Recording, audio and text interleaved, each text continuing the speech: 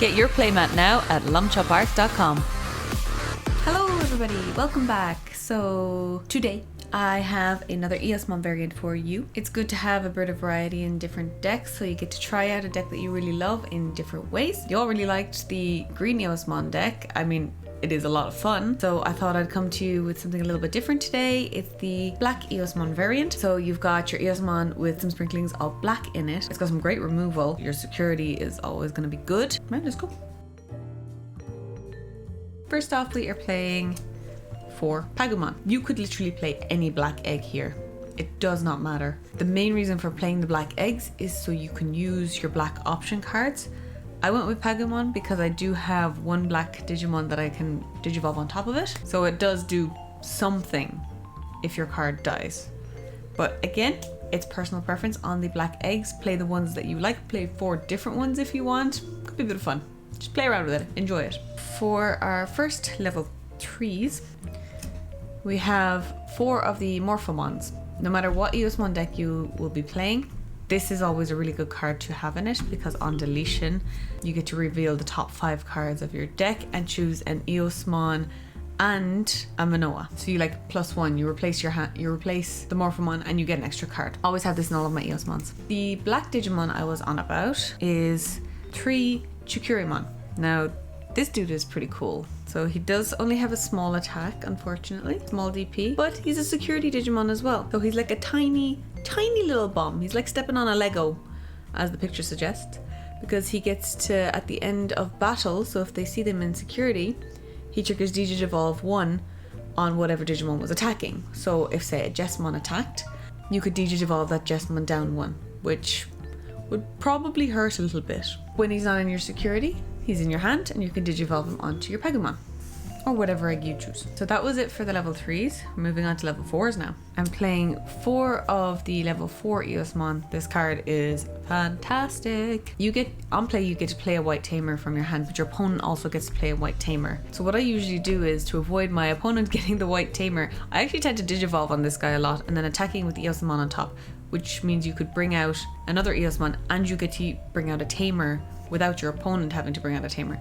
But he's always good for getting your little combo-y pieces together to help you swarm the board a little bit faster. Fantastic card.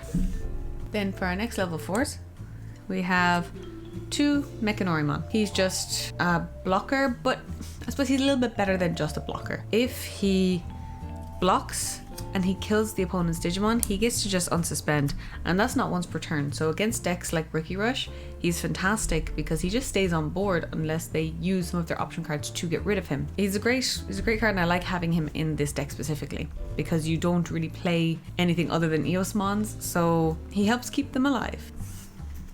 Then next up, the most important cards in the deck. We have 4 Eosmon and another 4 Eosmon and another 4 Eosmon and another 3 Eosmon. So in total in this deck we are playing 15 of the level 5 Eosmon. We all know what he does. You swing, bring out another Eosmon. Very good card. So if you have your Manoa on board, which we'll get into in a minute, you swing, bring out an Eosmon, you can use your Manoa. We good so far? On to our level 6s. We are playing 4 of the level 6 Eosmon.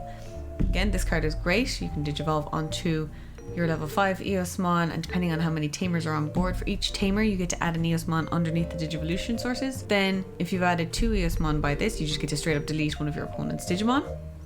Brilliant, doesn't matter what Digimon. And then it gets security +1 for every 3 Digivolution sources underneath. The card is very good. On to our option cards. I'm playing 2 Cutting Edge.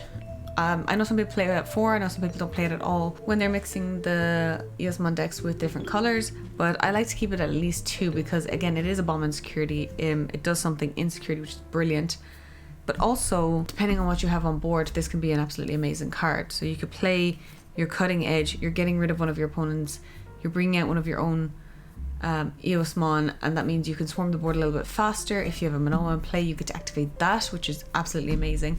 So I do think keeping this card in the Eosmon deck is good. Now for the spice, I'm playing 4 Ultimate Flair. This card just absolutely slaps a load of decks, which is nice. Really appreciate that about this card. You get to Digivolve 3, so you can get rid of big dudes completely, which is lovely. But any other level 3s that they are, any other 3-cost champions that they have on, or any other 3-cost Digimon that they have on board also get hit in the face, which is nice. I appreciate that. Then we're playing 3 Iron Fisted Onslaught.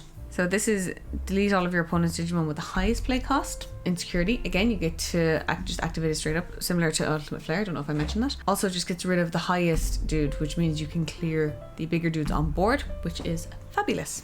So some nice like removal. Then I'm playing just 1 final Zubagon Punch.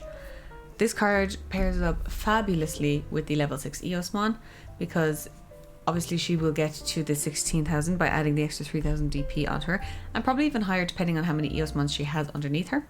Then if it has the 16,000 DP, it gets blocker and reboot and security attack +1. So that's a lot for 1 card.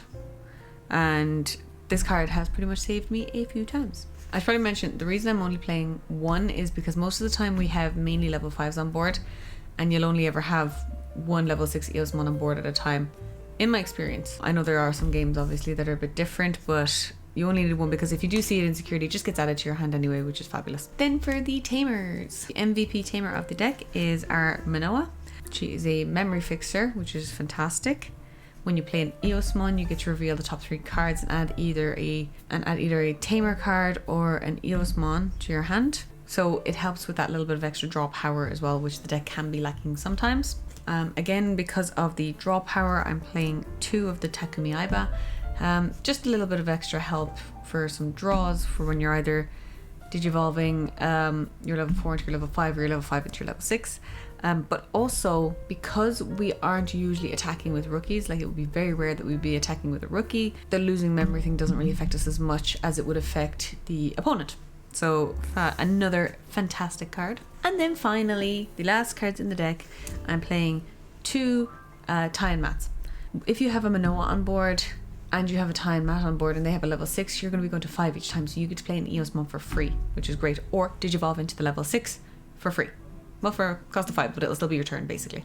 Also, the more Tamers on board, the more cards you can add to the level 6 Eosmon. I wonder if you're able to get to +2 security attack. Someday we'll do it. Someday. And also you can add this Tamer from Manoa, and you can play it from the level 4 Eosmon. So there's no downside to having the Takumis and the tie-in mat. That is our black Eosmon deck. Let me know what you think, if you're going to give it a shot, how you would change it, and don't forget to like and subscribe. See you next time.